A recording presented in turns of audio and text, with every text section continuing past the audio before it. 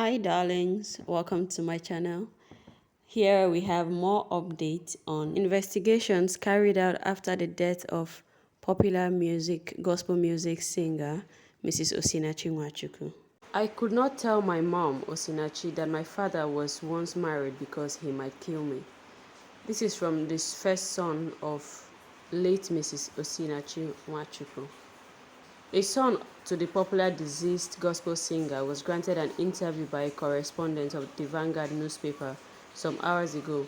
The interview was strictly to reveal some things about the deceased and her suspected killer, Peter Nwachuckwu. According to Mimi Wilfred's updates on this case, Peter Nwachuckwu, the husband of late gospel music star Osinachi, has a secret wife outside their turbulent union, Vanguard can authoritatively report. Nwachuckwu is believed to have wedded a woman with whom he shares a romantic relationship in a church, but hid the union from Osinachi and her family.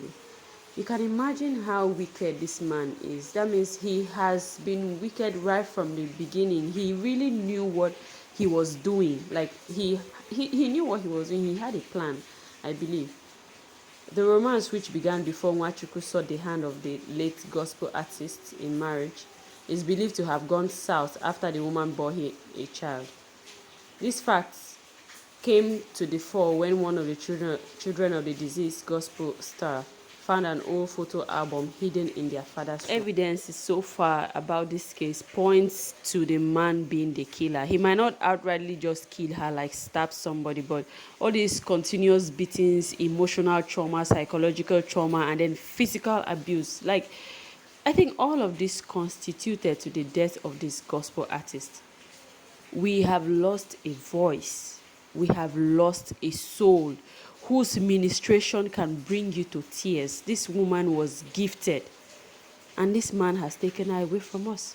But I'm happy that now she's with God and resting peacefully. Narrating how he discovered the photo album which exposed Mr. Nwachukwu's secret, the kid said, "One day, my father was away and I forgot to lock up his room. So I entered and a voice within me told me to explore the room.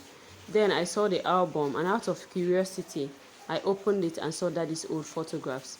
From the photos, I could see that my daddy lived a wayward life. So I closed the album and kept it where daddy hid it. I couldn't tell mommy or anyone because I was afraid that daddy would kill me."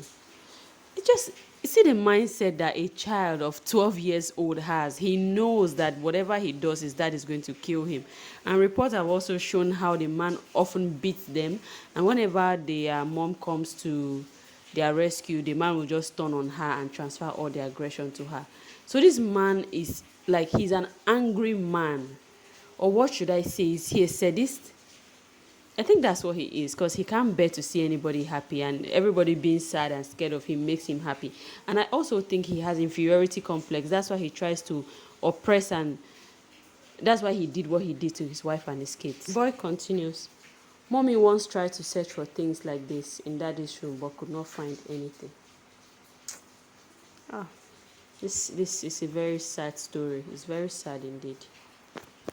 I pray that justice be given. The Honorable Minister for Women Affairs, Dane Pauline Tellen, shares her experience or the information she gathered upon interrogation of Osinachi's children when she went to visit. She said her encounter with the deceased children revealed that her husband is married to another woman.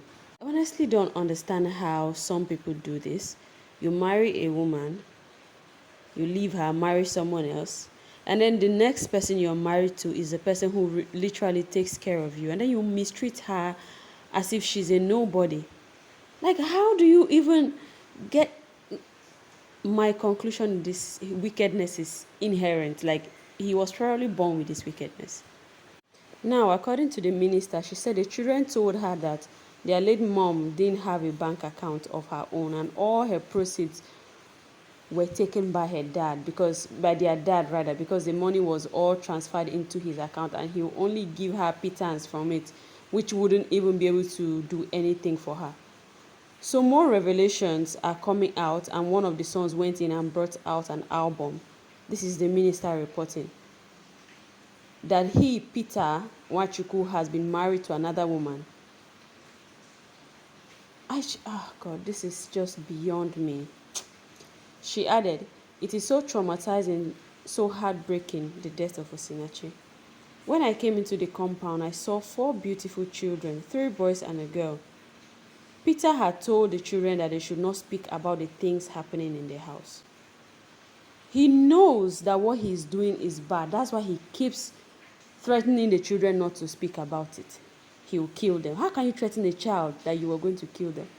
All this trauma and stigma is like they affect these children. We have no idea how much our actions as parents affect our children." Lisa continues, "I first spoke with Osinachi's first son. I asked him, 'Do you love your mother?' He said yes. And I asked him if she was still alive, and he said she was dead. I think she was trying to coerce him, like using wisdom to make him divulge the truth to her. There's so much fear in these children as young as they are. Okay, I introduced myself and I told him the president is concerned, every Nigerian is concerned, and we all joined them to mourn Osinachi's death. But what we want from him is the truth. Then he opened up and said that their dad used to beat their mom, and their mom was always sad. He would beat her and flog her. He said their father would gather them in a room and beat them, and if the mom came into the room to stop him, he would turn back on her and beat her up. And that has always been the issue. Something has to be done." This man, from every evidence or from every investigation that's coming up, shows that he is, first of all, he is wicked. Secondly, he has inferiority complex, hence his intense desire to control everybody and make everybody dance according to the tune.